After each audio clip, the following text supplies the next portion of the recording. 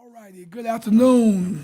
The time is 6:05. The date is June the 5th, 2025. We have a special call session of the mayor and commission, Mayor Pro Tem and commission tonight to have a public hearing on the budget. At this time, I'd like for our deputy clerk to call roll. Davenport. Here. Lee. Here. Taylor. Here. Wright. Present. Johnson. Culpepper. Myers. Here. Thornton. Here. Hamby. Here. We have a quorum. Thank you, Madam Deputy Clerk. The purpose of the meeting will be to conduct public hearing number 2 on proposed FY26 budget as required by the Taxpayer Bill of Rights passed by the General Assembly in 2019. The FY26 mayor recommendation budget can be viewed on the Athens-Clarke County website. A budget summary section is available as part of the overall budget document. Tonight, we're going to conduct public hearing. If you wish to address the Mayor Commission on the recommended FY26 budget, please go to the podium and state your name and address. Rules of the Commission state that members of the public may speak once during this portion of the agenda for up to 3 minutes with a 30-second reminder and 2 minutes and 2.5 minutes. So what will happen is the green light will come on, then we have 30 seconds to be the yellow light, and then red light would be to stop, and I'll remind you that your time is up. So with that said, do we have anybody from the public that'd like to comment on our budget tonight?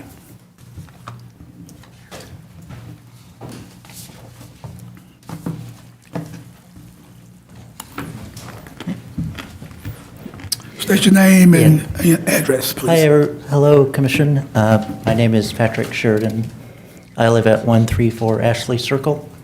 I just wanted to say I've been kind of looking at some of the stuff going on, and I just wanted to say first that I supported the proposal that Commissioner Myers made.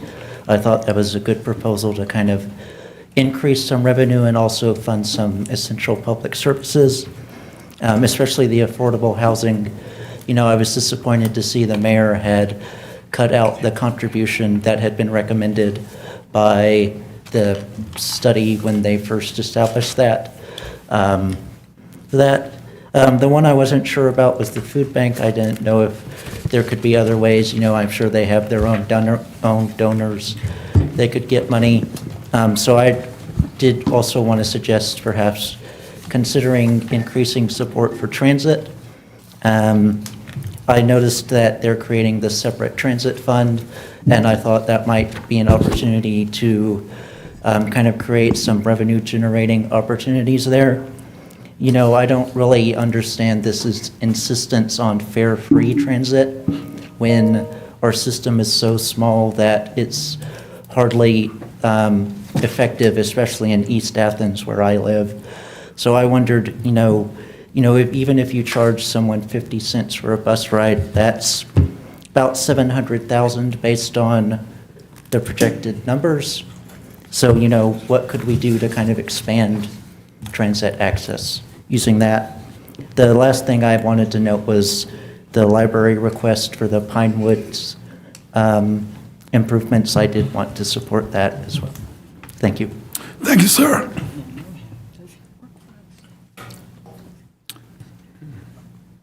Any more comments from the public?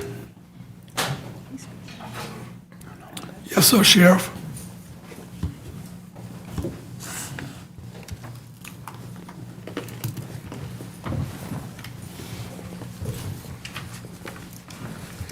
Sheriff John Q. Williams, address Clarke County. I wasn't sure if I was even going to talk, but seeing this is kind of light today, I just wanted to get up and make a few statements. First of all, just to thank you all for all you do. I know in general it's not said enough, and I know probably from y'all's perspective it's certainly not said enough for me.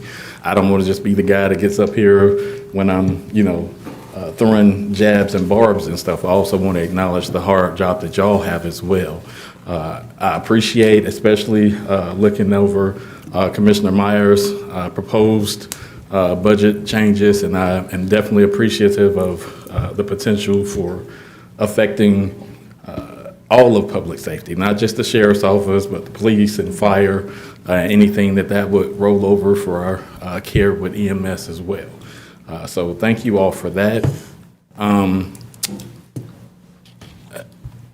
I never want our relationship to be contentious. We're not always going to agree, but I think it's important that we work together. That's one of my big missions, and that's why I kind of stand not just for the sheriff's office, but for all of public safety. I always want to make sure that I speak up, because sometimes other people either don't have a voice or don't feel like they do.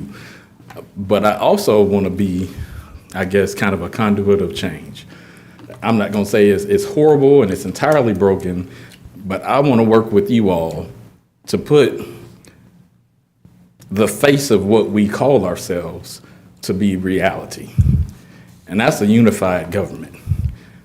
So I want to work with y'all to make sure that we put the unified back in unified government of Athens-Clarke County. I think we can do that. There's some changes coming. There's a lot of, I think, positive energy that's available. Lastly, what I want to say is, just for the last few months of efforts, we are already seeing some of that. Might kind of let the cat out the bag, but we will soon have one working elevator at the courthouse, thanks to you all's support and the funding that it took there. So I'm very appreciative of that. We're moving forward with a lot of, I guess, progress that we've needed for a long time, and I hope there's more to come. Thank you. Thanks, Sheriff. Any more comments from the public about the budget?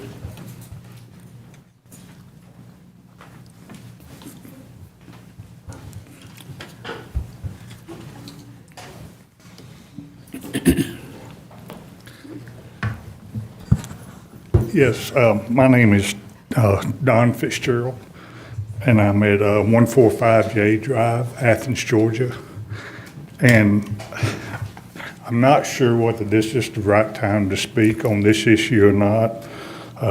I know that it does affect the budget, and I wanted to read something that I have sent to every one of you guys and have absolutely received no response for. And I think that it's extremely important for the people of Athens-Clarke County.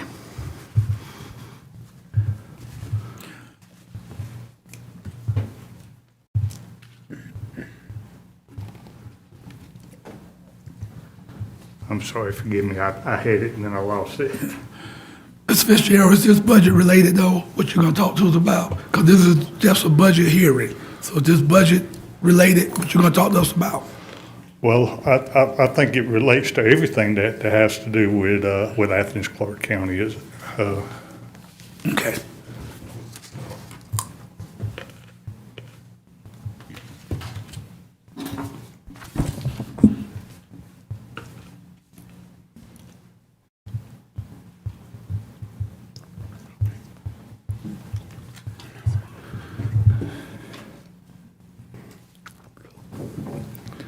I'm sorry.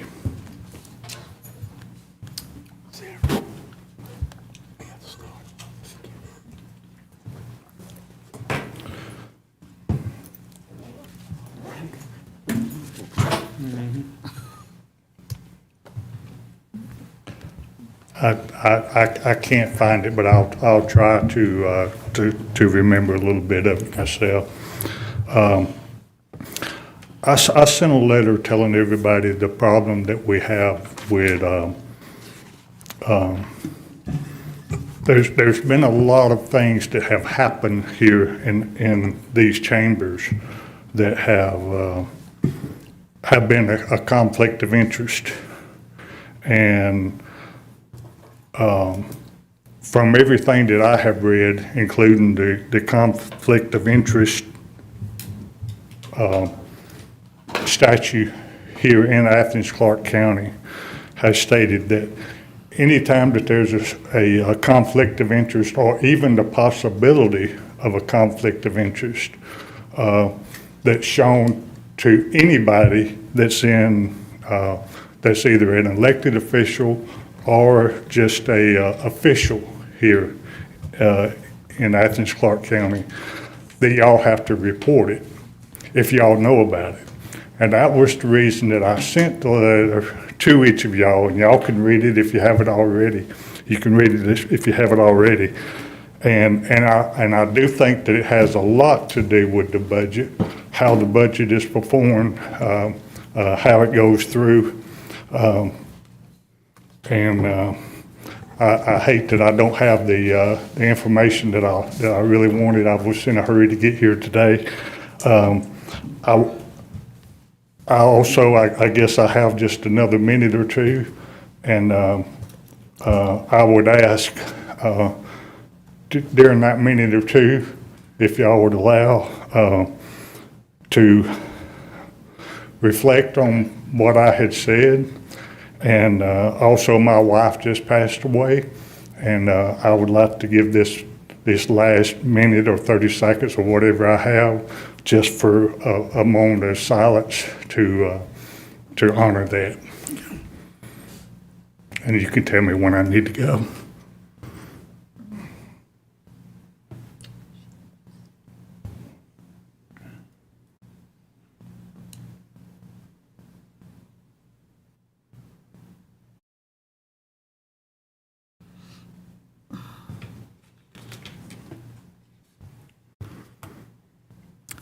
Yes, sir, thank you. Thank you. Thank you.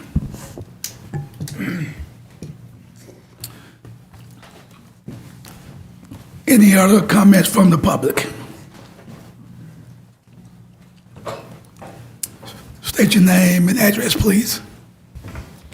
Hi, my name is Elise Stengel, and I am at 235 River Hill Drive, Athens, Georgia, 30606. I am here to ask y'all to fully support the library's request for funding this year. Y'all have been extremely generous to us in the past and helped us out so much, and we're very grateful for that.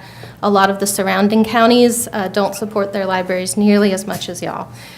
So we appreciate it at the library, and the library does so much stuff, much more than I think people realize.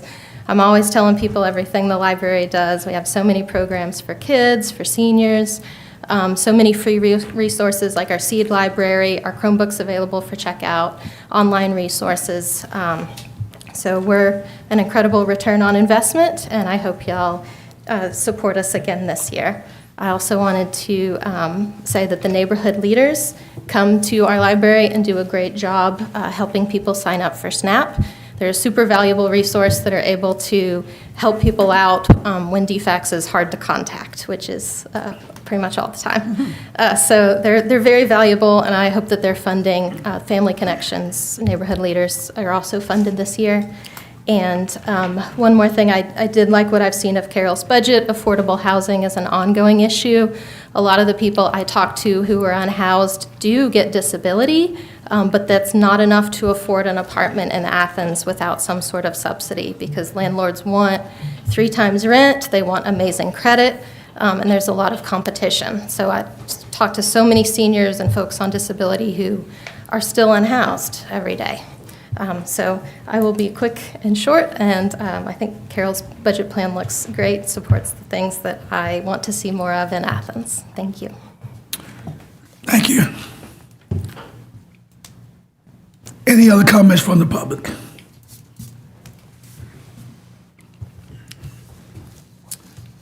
Okay, with that said, can I get a motion to adjourn? Second. All in favor? At this time now, we will go into a commission review and discussion of the budget. I'm gonna move down front. We have 2 CDOs that we're gonna put up on the screen. One from Commissioner Myers, then one from Commissioner Hamby, Thornton, Wright, Culpepper, and Fisher. Mr. Mayor Pro Tem, I just want to make a comment on the agenda. I want to compliment the break after an hour and a half. That's what we call reasonable amount of time for us to be in our meeting, and adult education research shows that 90 minutes is due time for at least a 5-minute break for everybody to continue cognitively focused versus the hours at end that we have often. So I compliment whoever gave us that break on this, and I hope that we can continue to have more frequent breaks for long meetings. My cognitive ability is shorter than 90 minutes. We all know that. Mike, we all know that. Yours is the kindergarten Maybe cognitive 5 break. minutes. So, yeah, kindergarten, it is. Kindergarten.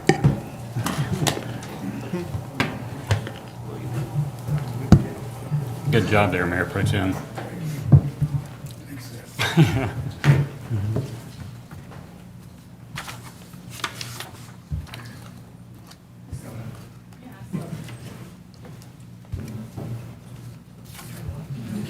Turn the lights down a little bit more.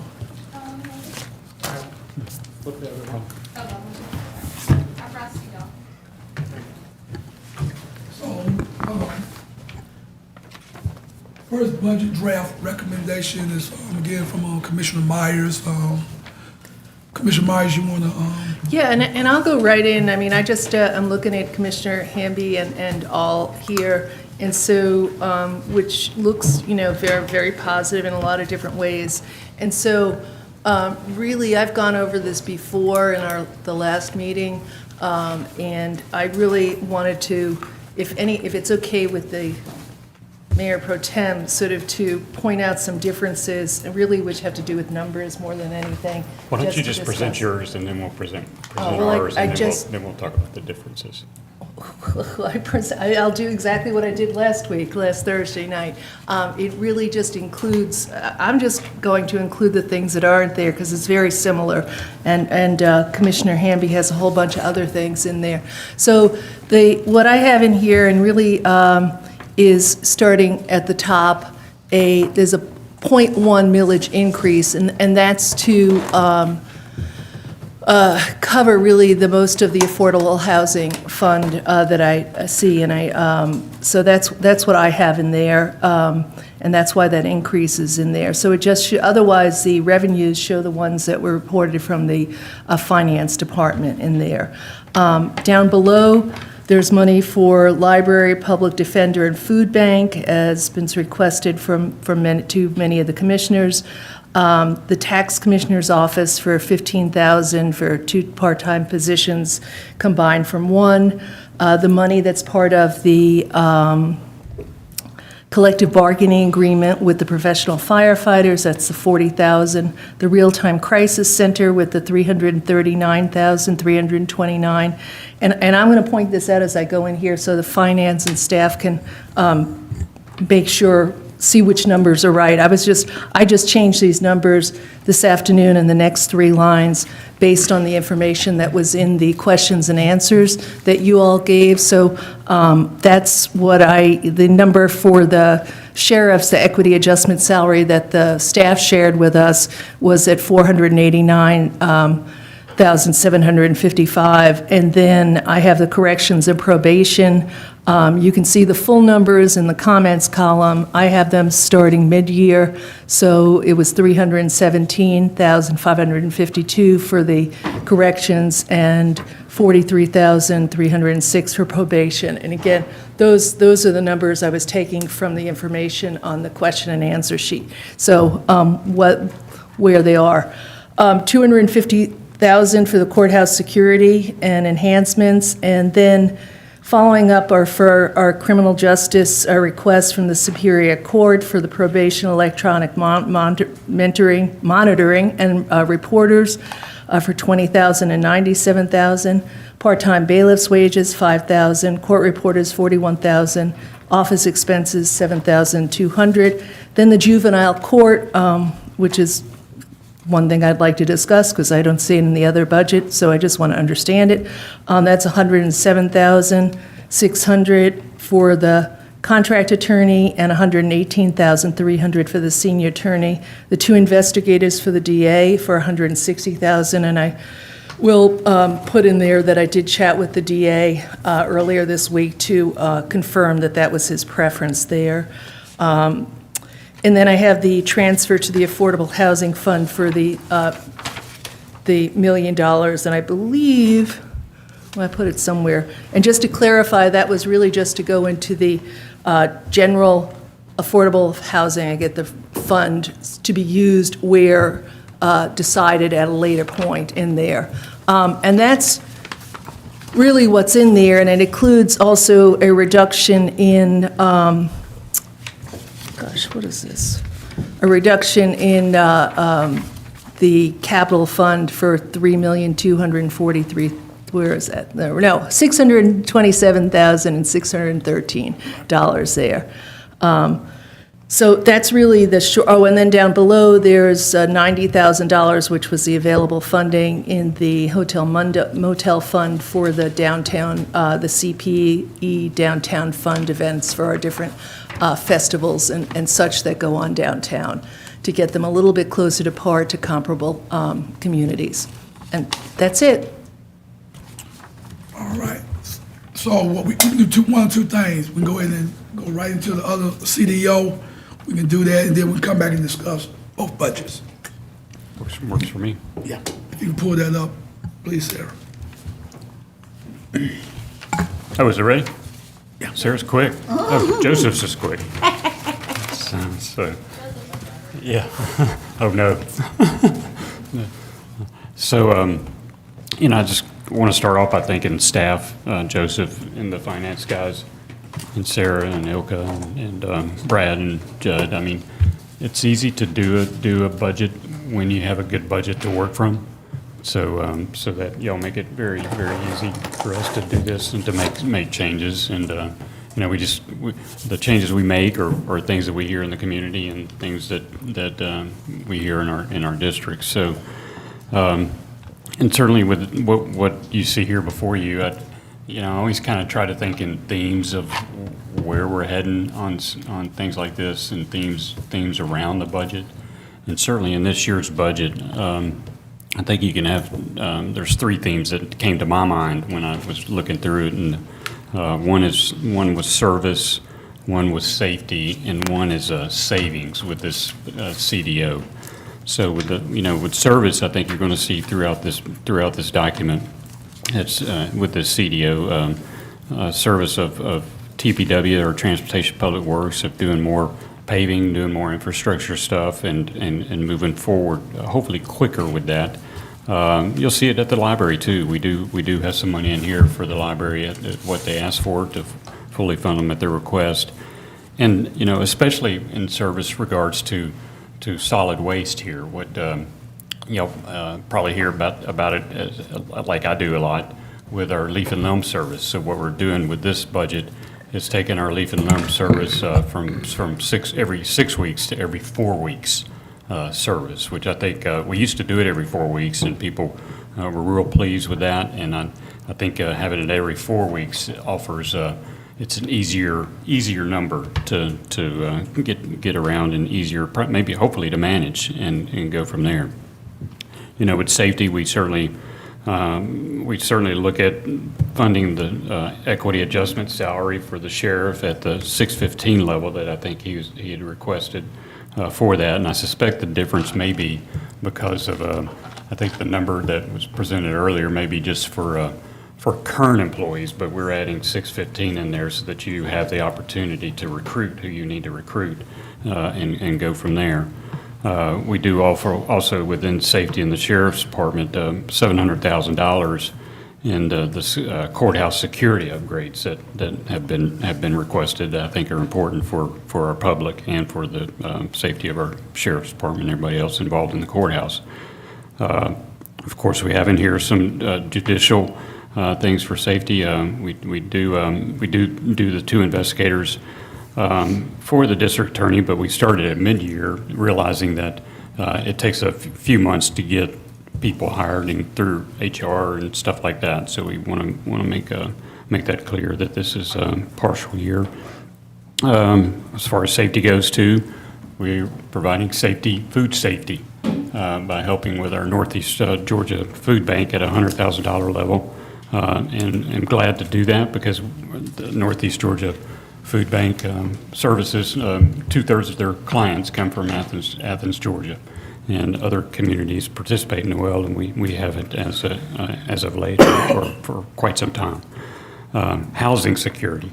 We do have an additional $1 million in here for affordable house to go to our affordable housing fund for us to think about how we can best use that to provide housing security for and assist with housing security for residents in our community who need that. One other thing that Commissioner Taylor brought to my attention was our service for safety with our additional code enforcement officers. Right as it goes right now, we don't really have any weekend service for that. So, and that's a prime time for code enforcement to be out in the field checking on things for us and keeping our neighborhoods safe. Let's see here. So service, safety, and savings, as you can see at the top here, we do offer a 0.2 millage rate decrease. And we're able to do that because the tax digest grew by 1.5 million. A 0.2 millage rate decrease is roughly about 1.5 million as well. The other things we do is, we add an additional increase in on-street parking. I think y'all be pleased with this. We're moving towards the app. You'll see a lot in a lot of communities. We get 80% of our on-street parking meters or utilize credit cards. So the app is certainly going to help with that effort. Now you're probably wondering how we go about making this budget balance, and we do that. We did remove some items, but I want to make it clear we're putting some good stuff back in.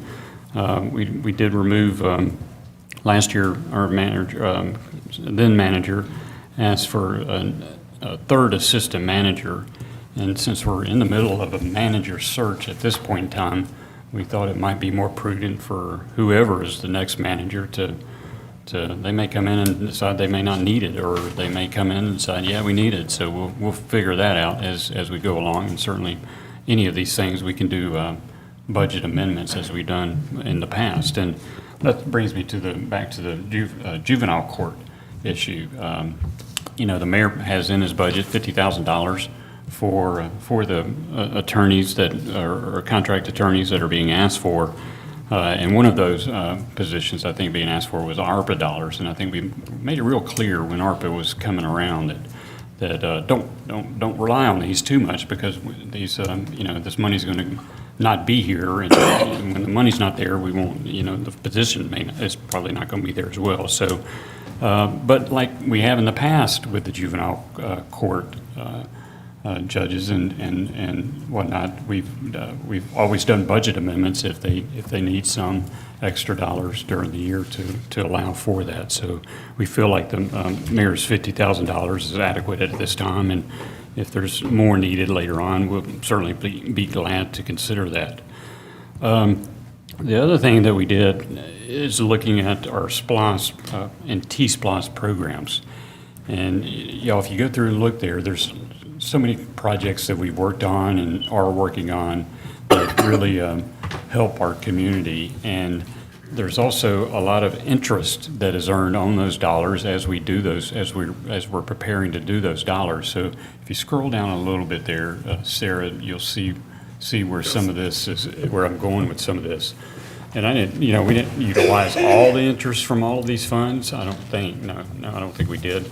But what I did was went through and looked at, and Commissioner Culpepper pointed this out about all the unallocated interest dollars. So I kind of took it from there and ran with it, with looking at what projects were associated with each of these different programs, and seeing if there were some projects in the back of our book that would match some of the programs that were there. So because legally you can't create a new program within a SPLOS program, but if something like pavement maintenance is being utilized, then you can do that. So that's what we do here with 2023. There's some pavement maintenance, there's a pavement maintenance project, and in 2018, so you can take the interest and use it there. And then, so what we did is put $4 million into the pavement maintenance program and took $2 million out of the general fund capital projects program. So we're actually doing $2 million more than what was in the mayor's budget for maintenance infrastructure. And I believe we'd also do the same for the signal replacement. We hear often about the need for that. The mayor had in his budget $900,000. We put $1 million in. Park facilities improvements. I get a lot of phone calls certainly about Holland Park and the Little League field. So we're trying to hopefully get some of those issues addressed, and these dollars will help with that. So there's that. And then we utilize the fund balance for the hotel motel tax to increase the general fund revenue, which is, what it's there to help us with. So we do that. And let me see if there's anything, corrections. We do the equity adjustment salary at the full level for them. State court, we do that as well. Superior Court, it seemed to me when the Superior Courts came to talk to us, Judge Haggard mentioned that, the state court reporters are the most helpful, and also we're Superior Court reporters, so we put a little bit of money in there for that for them. And you'll see the increase in the solid waste leaf and limb. That does, it does cost money, but certainly the folks that we service and our constituents are the ones that pay for that. And if they want more service, then we're going to be able to offer it for them. You'll see also in the back, we were a little bit concerned about the 30% increase in the roll cart services for solid waste. So we didn't quite go up that much, but we do go up a little bit to help us meet some of our debt service associated with the landfill and whatnot. So we do that, and this also helps. The other thing that we did keep in place, the tipping fee for the landfill. But as y'all know, when we raise that tipping fee, we also pay that tipping fee. So it's not just private haulers that go in the landfill to pay that tipping fee. Our solid waste department pays that tipping fee as well. So it's going from one source to the other from that standpoint. So, at any rate, I appreciate everybody's time that I had a chance to chat with about this and input. And it was, like I said, it was when you start off with something good, it's easy to adjust it. And hopefully this budget does address the service. I should mention, when I talked about safety, I forgot to mention that an important aspect of it is that we do fully fund the real-time crime center. So this $339,000, like Commissioner Myers, is funding it at the full level, along with the $80,000 the mayor has in his budget. So service, safety, and savings. So hopefully people will be happy with it. Okay, thank you, Commissioner Hamby. Thank you. So with that said, we had two budget presentations, one from Commissioner Myers, and thank you very much, Commissioner Myers, one done by Commissioner Hamby. So with that said, any comments or thoughts, Commissioner Link? Yeah, we had a budget hearing on Commissioner Myers' proposal, which, I did offer some input on, and that was a public hearing, and only 3 of us showed up. There was some additional transparency in that we, had that initial discussion publicly. I'm a little concerned about some of the things on Commissioner Hamby's list here. The solid waste increase to every 4 weeks. We got a proposal from Solid Waste for a call-in system. And I'd really like to hear from staff on the feasibility of increasing this, because from what I understand, our challenge is maintaining qualified drivers. It's not necessarily a matter of money, but it's a matter of even like finding the people to stay, the qualified drivers to stay with us, because they get picked off by the private sector. So I'm just not even sure that is a feasible proposal. It was feasible several years ago. Yeah, but things have changed. Like that. Things have was, changed, and we pay more these days too. Yeah, I So mean, I think we need to think outside the box and how we're. I think solid waste has presented us an outside-the-box system, Well, and we know that 4 weeks works. I'd like to hear a memo from solid waste. You don't have to vote for the budget, Commissioner Lee. Understand the Okay, feasibility. I think we all need that info. Oh. I think we all need that info, the feasibility of this.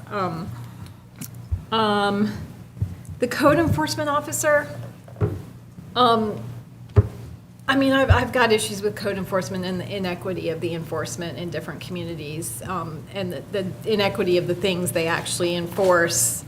I really believe that needs a work session and some reimagining of the whole system and policies before we just hire another officer. I really think that this needs to be a more in-depth approach to that whole office rather than just hiring another officer. And the leisure services, capital maintenance and repair, I see that you're proposing to replace that from the budget line item to replace it with SPLOST line item. I'd like to hear from the SPLOST office about ongoing SPLOST projects that may or may not be running over budget that might need to rely on that unallocated interest, because we often do rely on it for that with the stark inflation in recent years. We saw what happened with Bishop Park Pool, like that almost didn't get done. So I am a little leery of just relying on those funds to replace budget, regular budget items when we have SPLOST projects that may not get finished because of the inflation. And the Kelly Diversified Site and Demolition of Structure, I'm wondering why we don't just put that on the docket for sale, that property. Well, we already sent it to the Classic Center Authority. They have, what do we call it? A deed or something? Well, maybe they need to pay for the fencing. Well, I guess because that was one of the ones I was researching and being on Yeah. the Arena District.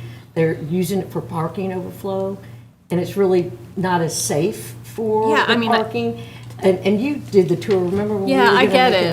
yeah. That building's, But I just thought that part of the TAD money that they're gathering, it would, maybe, I guess my thought was, maybe they would be motivated to make it safer if we help pointed to the funding with for it. fencing.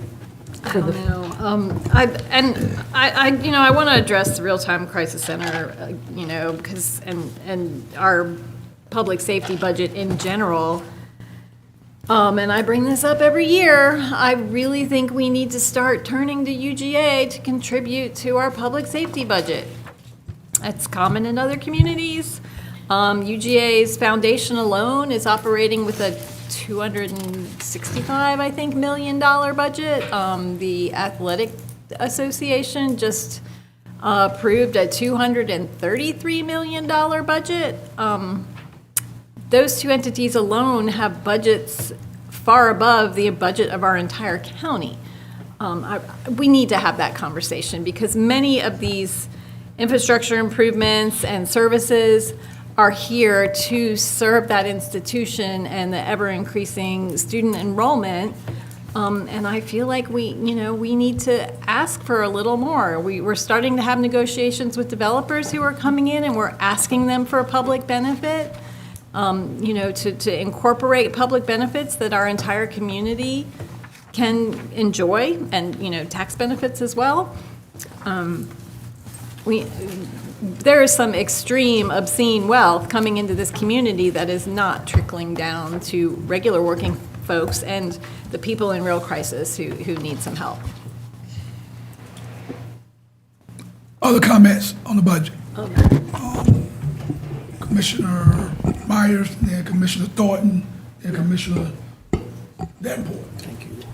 Yeah, Before you get started, if a commissioner is talking, please do not cut them off. Let them finish their comments, then we'll come back to them. Oh, come on, that's no fun.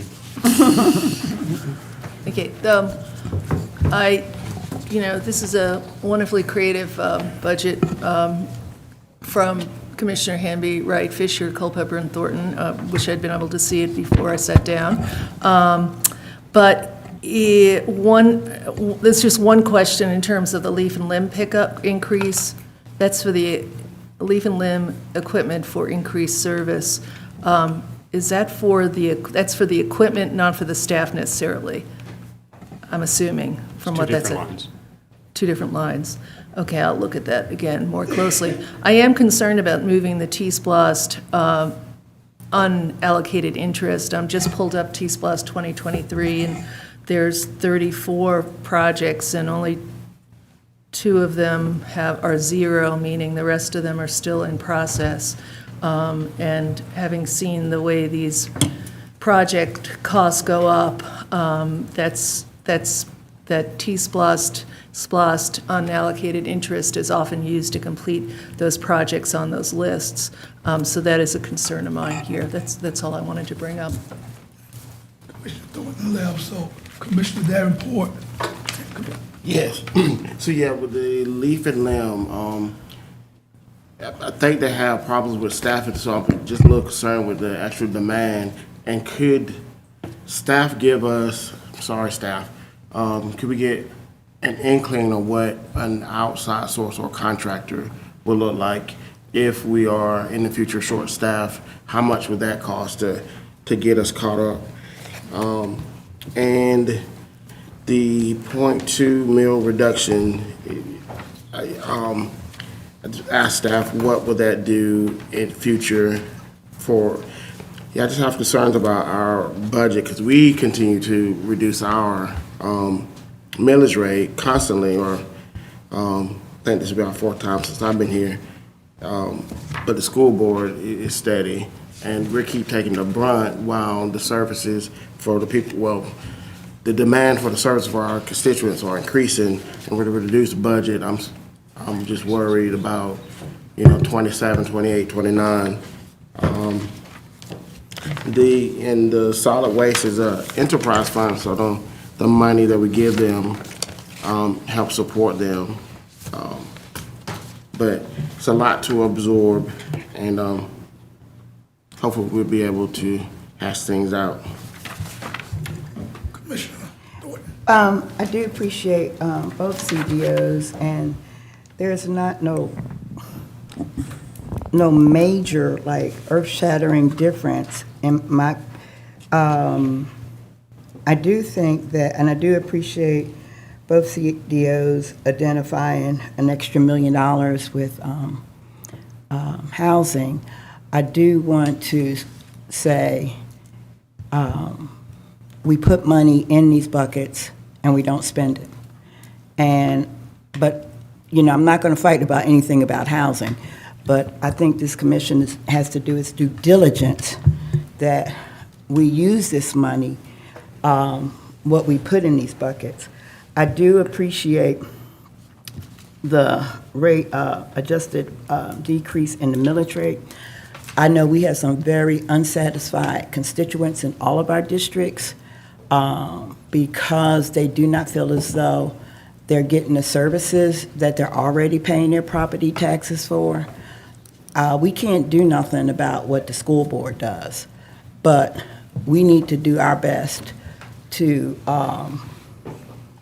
support homeowners who pay for everything in this budget. It comes from our property tax, not everything, but the majority comes from our property taxes. And when you're having people paying increases in property taxes and they do not see the services, I agree with, I pay property taxes too. So, and a lot of people who do advocate, which is crazy because they do advocate for an increase or they don't mind it, are renters. But then but the thing of it is, if the owner has an increase, the rent goes up. So we do need to be conscious about asking people to pay for something and they're not getting the benefits. And we still have not dealt with the homeless situation. Many of our business owners have complained. They could pack up tomorrow and go move to Oconee, maybe pay more property taxes, but they would get better service. So I do appreciate the decrease in the property tax, that's the biggest thing I do appreciate. And I do appreciate that Commissioner Hamby mentioned about the ARPA money. We knew last year that ARPA money, so folk probably needed to prepare for that ARPA money going. But now here's my question. This is our 2026, going up for our 2026 budget. Does staff have any, and I appreciate Sarah always sending us updates on the ARPA, well, I guess it's coming from you, the ARPA, where we are with ARPA. Are we going to be okay with the money that we have given out or allotted to around ARPA? Does anybody know how that will impact or could impact our budget? I got an update today, Commissioner, on the percentage that's been spent to date, and I'll be happy to forward that to all of you. One of the things, my priority is, after receiving that email, to have a meeting with staff to talk about where we are, because there's a lot of money that hasn't been spent, and I'm concerned if we don't get ahead of this, we're going to have money we may have to return. Yeah. So per the recapture resolution as well, every quarter, we will be sharing an agenda report on your agenda for any agencies that have received funding that are in jeopardy of not spending it by that deadline. We saw one in a cycle, I believe it was around March. You will be seeing another one for your August, September cycle. Yep. So just to flag that for you, there are a few agencies that have not spent down their funds the way that we would have liked to see, and so you'll be reviewing that and seeing what their action plans are. But Manager Drake is correct. There are some that we still need to keep on top of to make sure that we are spending it down appropriately, and we'll make sure to keep y'all looped in for any that are in jeopardy. Allow Manager Drake to add a little more. I just want to say, you may, commission, have to make some hard decisions. Because if we keep extending the time to these organizations and they hadn't spent the money, then you're later on going to be upset when you get the money spent when we try to say, hey, they're not spending the money. I'm just, being straight, because you know how quick a year comes. Yep. I mean, December 31st, 2026 will be here before we know it. So I'm just worried. So I'm on top of that. I promise you. Well, I know But I'm you going to are. be asking you to be on top of it as well. Well, maybe I won't. I've only got 2 months. I can just let it ride. That's what you think. So maybe I'm going too far, but I did see that today, and I think it's important. I want to just get staff focused on staying on top of that, because I'm worried even when I go back to the attorney's office that I'm going to be, we're all going to be dealing with this together because we're a team, and I want to make sure we don't put ourselves behind the 8 ball. I know you do too. That's what you're saying. And I guess my concern is, I think the Treasury guidelines, and I think I sent an email asking to make sure, the Treasury guidelines say, not us, that if we have to reallocate money, it has to go back to a similar or the same project. That's a Treasury guideline, not an Athens-Clarke. See, that's where it's going to get a little sticky. We may have a need over You're right. here that the ARPA monies would be perfect for, but because we did not allocate it to such and such a group, that's why I don't even think the quarterly report, I'm about like with Attorney Judd. If you wait and go Manager. quarterly, you also got to, did I say his name wrong? Manager Judd. Oh, manager, whoever you The are. same thing. Yeah, But, because if we stick with our quarterly reports, but don't have no way to move it, it's still going to go back. So I think that the scope of, we already need to be in mind where stuff can be moved and where stuff can't. Because there's one I know we're not going to be able to move. So I don't know if it helps our budget as we go forward, but I do think we need to almost start developing a matrix. If I this think you're don't right. go here, we'll be able to move it there. Commissioner Wright.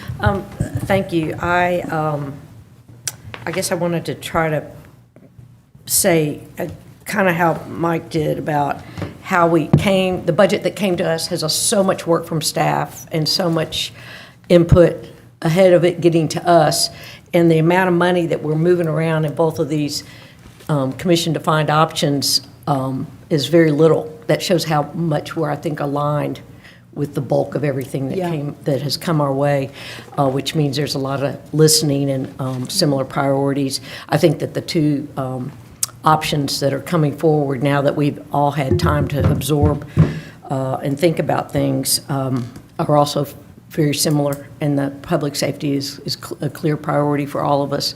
I do want to say, especially since Commissioner Link wanted to mention attendance, last Thursday's meeting, we had less than 48 hours notice that it was going to be happening, and it was tentative if needed. And when we added the actual Taxpayer Bill of Rights meeting, which we are now in the second one, it never occurred to me that we were going to add a budget meeting with Mayor Pro Tem out of town, and the fact that we were adding meetings. I had said it originally that we should be dropping meetings. So to think that people were ready to change their plans with less than 45 minutes notice for a non-Taxpayer Bill of Rights budget meeting is somebody's personal opinion, and that's fine. I just wanted to clarify the short notice that was given to us about that happening. And I hope that between now and Tuesday, our third Taxpayer Bill of Rights, that we all have time to look at these, again, focus on the similarities and just see where we can get to where we're passing a budget on Tuesday. And again, thanks to staff. It's like a dissertation at the end. We have all these great ideas and we want to do all this stuff, and all of a sudden we're doing big rock ideas when we're actually moving little pebbles around. But these are all important things, and I think that we'll be able to pass a good budget. And I agree with not raising the millage rate. I think maybe when we start our budgets or have big rocks, that we could get a feel from everybody on priorities, and I believe that those of us on this list here came in with a priority of not raising the millage rate, and that's kind of where we started talking, being in similar modes, and then it got even better once these things could come forward with the changes that allowed a little bit of a millage decrease, because the school district did not opt, what was it, they opted out of the 3% increment that the state has made for the property taxes. I also feel it's important for us to give a little bit of a break that where we can on the property tax bill, because for those of us who get the property tax bill, you can see the 60% of the school district, how much your property value raised, and then you could, from last year, and then you can see that the part for us, the 40% was max 3%. Maybe some weren't even that. But it's a reality, and if you don't have that bill coming into your house first for the preliminary assessment before you can appeal, and then the final one, if you don't have that right in your face, you don't really understand the complexity of it, and people like to boil it down to 10 cents a month, but it's more than that when you're looking at the bill. And Commissioner Thornton's right, it does get passed off to the tenants. The businesses pass it off in the price of their products that we're all consuming to have the pennies that we add up for the other topics. So I again want to applaud everybody's congenial working with numbers, because numbers can drive you crazy, and can me anyway. But I think that I want to thank everybody.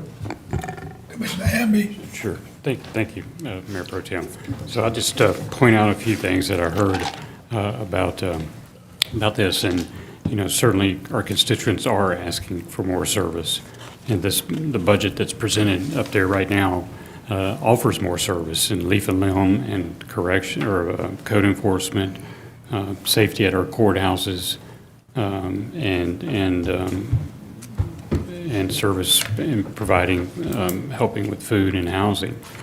When you look at the questions about the unallocated interest, all of those dollars that are coming from there are going to projects that are on the list of those particular SPLOST or T-SPLOST programs.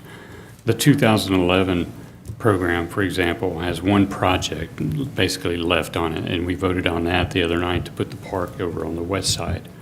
And I will mention about the park on the west side. I remember 4 years ago, over 4 years ago, in 2016, Ricky Chastain, a good, long time, I think grew up here, and I know he grew up here in Athens, gave us 31 acres over on Ben Burton Circle. I called Commissioner Johnson about this. So if you're looking for land that we already own, there's 31 acres that were given to us, donated, over on Ben Burton Circle. It would be very close to the project that we approved the other night. So I say all that to say is when we go look at the dollars like this, there's, you got to put the bigger picture in mind and where, the SPLOST and T-SPLOST, we have those programs to help get us some capital projects done. We have those, we hear all the time from, where's our TPW folks? God, oh, they're not here tonight. They're not here. Good, because if they were here, they'd be saying, give me more money and for pavement maintenance, which is what we're doing. We're giving them a bit more money for that. And I'll remind y'all that 2023 T-SPLOST, there hadn't been that many projects completed yet, but we're still going to be earning interest on all the dollars that are sitting there. So there's extra interest dollars that'll be coming out, but also there's another T-SPLOST that we're working on that will be coming out. And if I remember correctly, part of the designated projects are on that forthcoming list are projects that were identified in 2023 that may not have enough funding with them. You see where I'm going? So the 2011 SPLOST doesn't have but one project left, basically. 2023 the same. Has a lot left and a lot of money in the bank to help us earn interest, but we're using these dollars, the interest dollars, within those programs.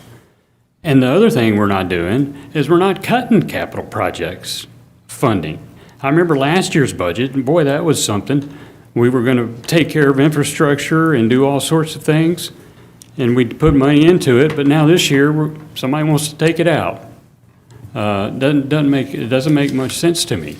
And the other thing that we don't do in this budget, if we're worried about the future of our budgets and the future processes of our budget, we don't touch the fund balance.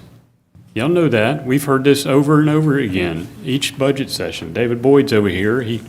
He's always screaming at us about touching those fund balance dollars.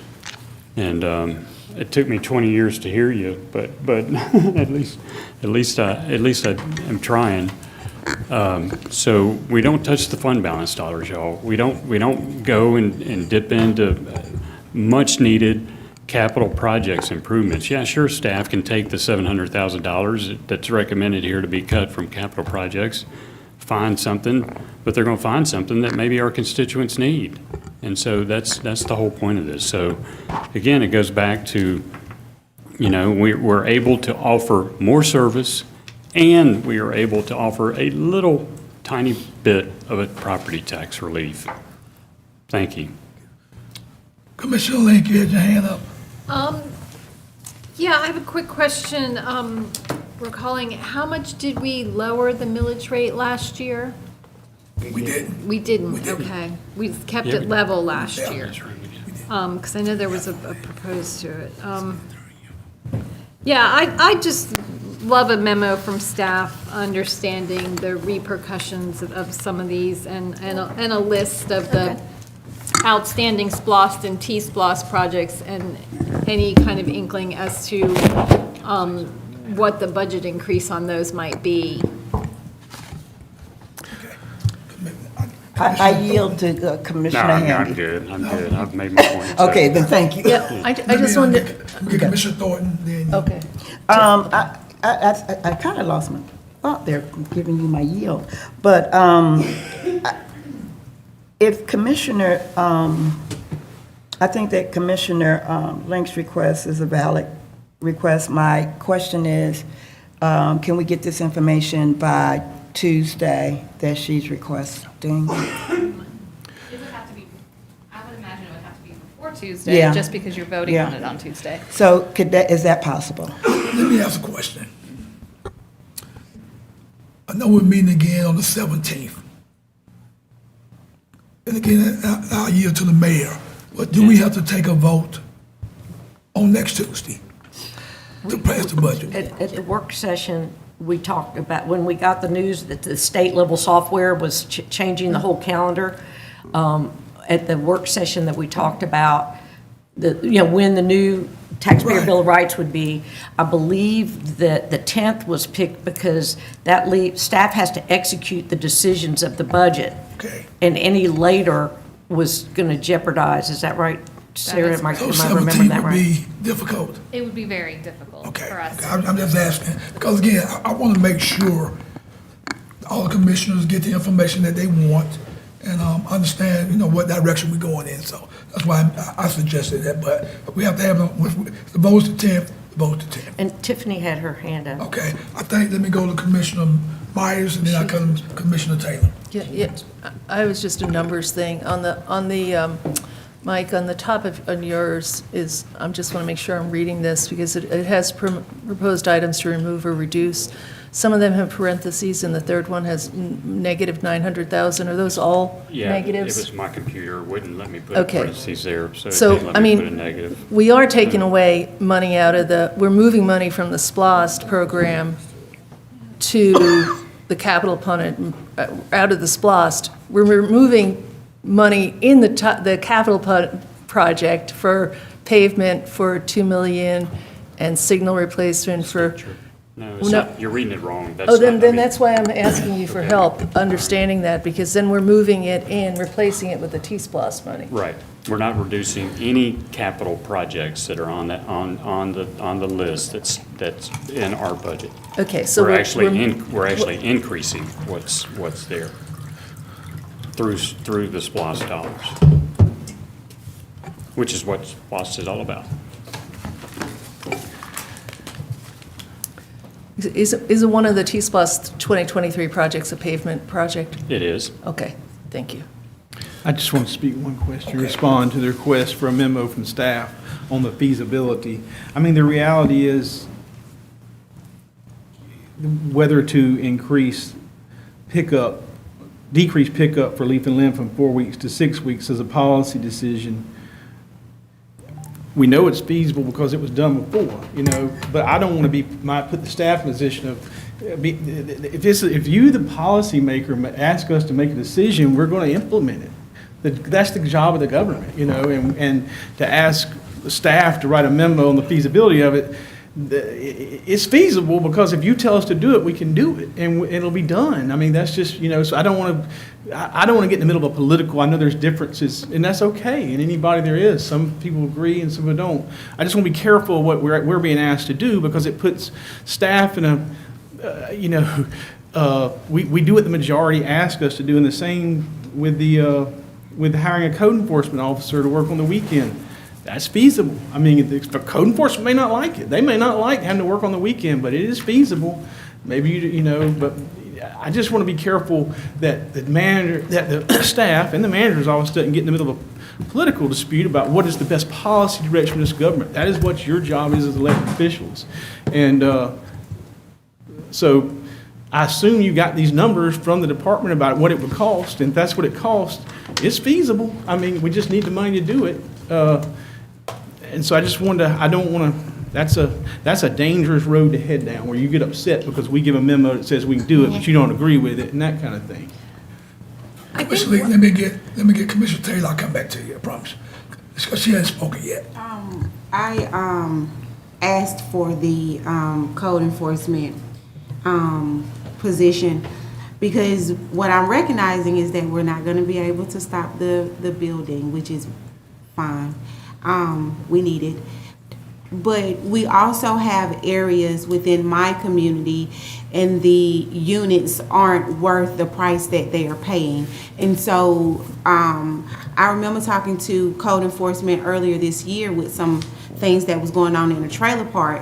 And I would just ask that, to Commissioner Link's point, if there are policies that we have that are prejudice, I guess, to the tenants, we can just have a work session on it. I don't want to get in between staff and management either. But I do know one of their excuses was that they were short. Well, the reality is we don't do code enforcement on the weekends now. And that's just the reality, and a lot of the violations happen, On the I guess weekend. what y'all are saying, they happen on the weekend. So I'm just trying to say, so I'm not sure how you want staff, Doug, to respond, you know? Is it feasible? It's feasible, you know, and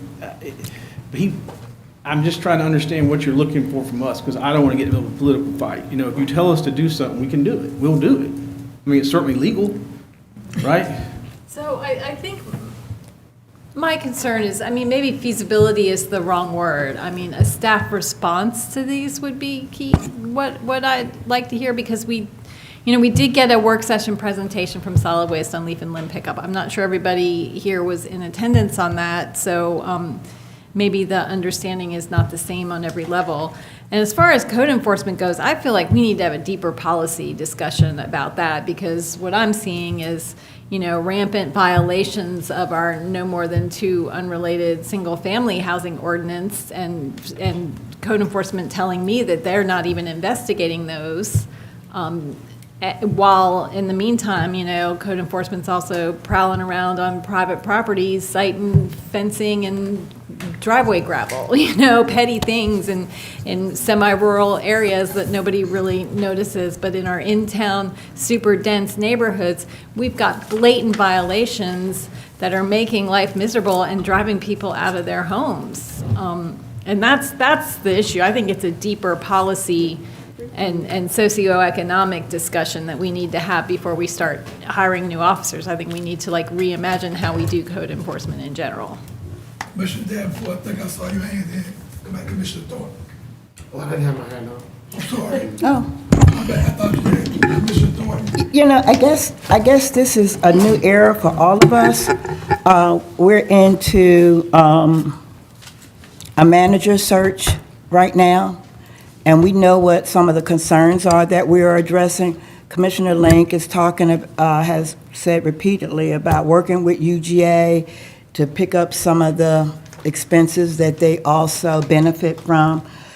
Having more help with code enforcement on the weekends, that to me is a plus. It's a plus no matter what.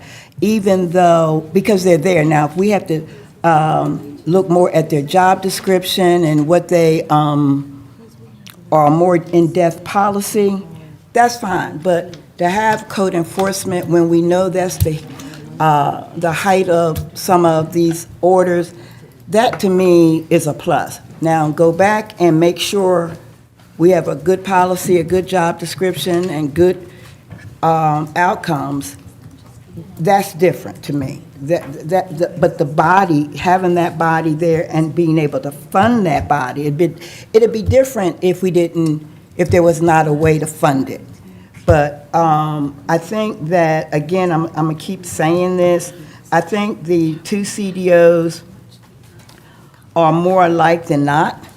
But I do think, even for the leaf pickup, if it does something better for our taxpayers, why wouldn't we do it? Any extra amenities that we can give our taxpayers with this tight budget and this tight economic time, we should do it. So let's give them the cake, but if we could put some icing and some cherries on top, let's do it, because they deserve this is a good community. We're a little divided, but this is basically a good community, and we should do our best to make sure they get the best. Commissioner Johnson, do you like to say anything? Everybody's spoken but yourself. Thank you. Commissioner Hamby. Well, I'm not going to keep us long. I failed to point out an important part of this that is the paying the rent for the Racial Futures Center over at the Clarke Center, and I think that's important. I think it's important. The intent is to start it this year and then see if we can keep it going every year, and that way they can have dollars to do with their programming as they see fit. Okay, And thank you. that's TAD funding, right? That's Which TAD should- funding. should- It should says it go right- through the says it right TAD there. committee, correct? I'm going to What, look. say what? Well, thanks. If you don't want to pay it, you don't, I mean, just. No, I mean, that's the thing. That's fine. But I also feel like. Talk to Ms. Whitehead. you know, That's not even really relevant to the budget because it's TAD money that's already there It's- in but it's that pot. TAD, but it's in the TAD pot, but the point of this budget, the point of any budget, Commissioner Lane, you should know, if you're paying attention, is that when we do budgets, we are allocating priorities for the year, allocating expenses for the year, and this is included in the budget to allocate that expense to help with the annual rent for the Center for Racial Justice. It's pretty clear. It might be, Respectfully, I think that's one where we'll want to run that by our TAD legal counsel to make sure that it's being eligible. Sure, go ahead. If not, I'll find $28,000 somewhere else. And the committee what deserves. what I wanted to know is, and we were talking about interest, and I brought this up 2 years, I bring it up every year, It'll be eligible. for the ARPA interest. Is that already, it might be somewhere in our big notebook, but is the ARPA interest already designated? It might be in our big notebooks there, and if you don't know now, I'm good. So in speaking with our finance department earlier today, and they're in the room, so please correct me, wave at me if I'm speaking out of line. Well, I guess it's not unallocated, but the unallocated earned interest from this year has not been already captured in revenue for the budget book. That's because it's still in process, right? So we're still currently within the year. At the end of the year, that would typically roll into our unassigned fund balance. Did I say that correctly, my experts in the room? Okay. So, again, your experts in the room, what is that dollar amount right now, do you know? $850,000. Yes. So there's some room to do some things with. And I know that the ARPA money is is ours. You know, I know the interest is ours. So we have some money that we can fill in some of these gaps. We just got to, figure out where the gaps are. So it's like I said, both CDOs are very good. There is still some options of some dollars that we can pick up somewhere. David, boy, why you got your head down? Did I say something wrong? One thing you got to realize is the ARPA interest, or the interest on the ARPA that's earned this year, at June 30th, that goes into unassigned fund balance. So if This you- June 30th. So if you put it in fiscal year 26 budget, then you've got to spend it out of fund balance. Okay, we can do that. Commissioner Wright, that's your hand again. Yes, you did.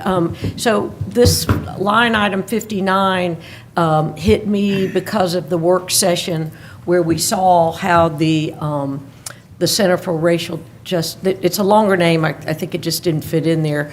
And when Hattie Whitehead was talking about the setup in her budget that she was going to have, it hit me, one, that she shouldn't have to pay that much rent, but if the policies at the Classic Center, if that's what fits into their policies for charging rent, I just felt that it was the right thing to do to zero it out, and that their budget and their fundraising could be on the other aspects of it, not for the rent. So, I mean, we can find other money. I guess at this point, it's like, do we agree that that's worth us trying to cover for them and then find out where it could be? And since it's under other funds, it's not in the general fund part at the top.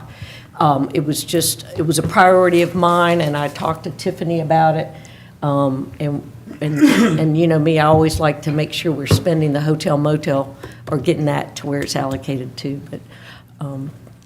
But I just wanted to say that that's where my motivation came from their presentation. And I guess my only comment is just want for the public to know on the $100,000 for the food bank, that's a one-time expenditure. So that's not going to become a part of the general budget. So I just want to be clear with that.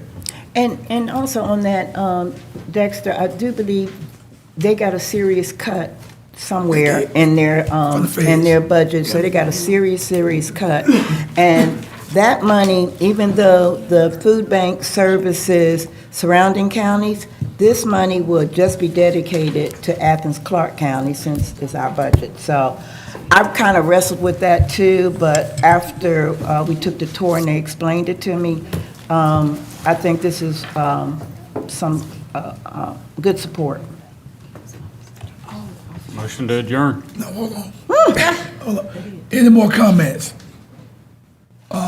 When will we know, about the TAD 30%? For We're the, gonna answer on that tomorrow. okay. Commissioner Taylor, if it doesn't work out, then I've got an idea about where else it could go. No, I'm for it. I mean, if it doesn't come out of TAD, we'll get something. So, before we adjourn, next meeting is next Tuesday, and hopefully we can get a majority. Commissioner, we'll be voting on the budget, so make sure everybody is here. So, with that said, can I get, Can I just ask when these final CDOs are due in? I think they're in. No, I didn't, mine was not a final CDO. I'm not the clerk, so I will confirm with Ms. Spratlin. However, I would suggest probably tomorrow. Monday at the latest. Does that sound okay, Mayor Pro Tem? Usually, I think it needs to be in when Jim sends out the budget, Yeah, or sends out the tomorrow. agenda. Okay, Yeah. so then that would be tomorrow. Tomorrow, yeah, that's how those in tomorrow. Changes would be. So that Any changes, that allows the public to Right, see, right. to see see, it. both Have eyes on CDOs. it, Yeah. in time for a third taxpayer bill of rights. We have a question from the audience. I would just like to send it, let us review it first, and then Yeah, make sure everything looks good, and we'll send it back. yeah. Mr. Johnson, did you have any?